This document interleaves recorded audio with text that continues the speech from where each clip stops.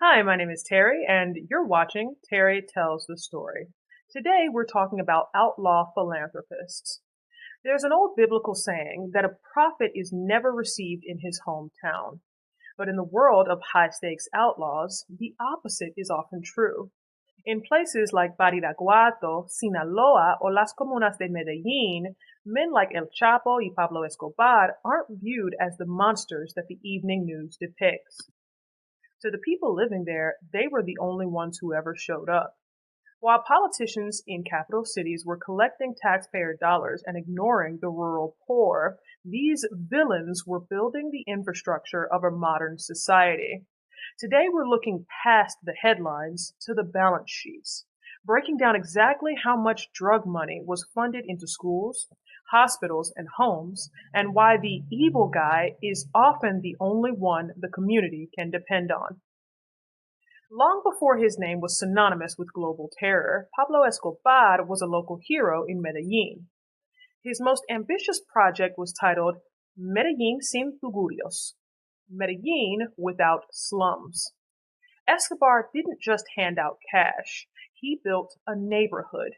In the early 1980s, he financed the construction of over 2,800 homes in an area that used to be a literal garbage dump.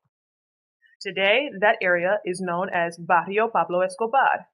He provided housing for over 12,000 people who had previously been living in extreme poverty without running water or electricity. Beyond housing, he built over 50 soccer fields, lighting them so that kids could play at night and stay off the streets. He funded clinics and hospitals in areas where the Colombian government hadn't paved a road in 50 years. While Escobar was building these homes, the Colombian government was mired in corruption and civil conflict, largely ignoring the urban poor. For the residents of the comunas, Escobar wasn't a criminal. He was the only person who gave them a roof when the state gave them nothing. In Mexico, Joaquin El Chapo Guzman operated with a similar social contract in the state of Sinaloa. His hometown, La Tuna, and the surrounding municipality of Badiraguato became a fortress of philanthropy. In the remote mountains of the Golden Triangle, government aid was non-existent. El Chapo stepped in to fund massive infrastructure projects, including paving hundreds of miles of roads and installing power lines in regions the federal government deemed too difficult to reach. It wasn't just charity, it was an economy. Residents in Badiraguato have documented that El Chapo was active, and when he was, he defended the price of the harvest. He acted as a quasi-government, ensuring that local farmers had a stable income that the Mexican economy could never provide. Even during his time in prison and in hiding, his organizations continued the trend. During the COVID-19 pandemic, while the government struggled with logistics, the Sinaloa cartel began distributing Chapo despensas, boxes of food, medicine, and supplies to the elderly and the sick in Culiacan. The reason these men are celebrated in their hometown is simple: utility. Taxpayers in these regions were paying for services that they never received. In Sinaloa, La Triángulo Dorado, the Golden Triangle, was historically known as the Triangle of Oblivion because the federal government abandoned it.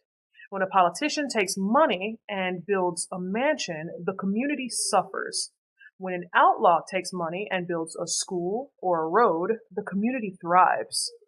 It is a documented fact that Escobar funded nearly 100 neighborhood committees to manage community projects.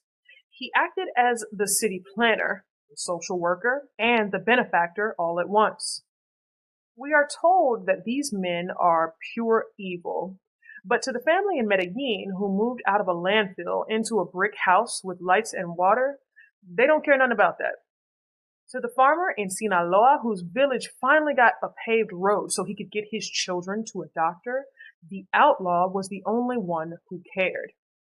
You can hate the source of the money, but you cannot refute the brick and mortar.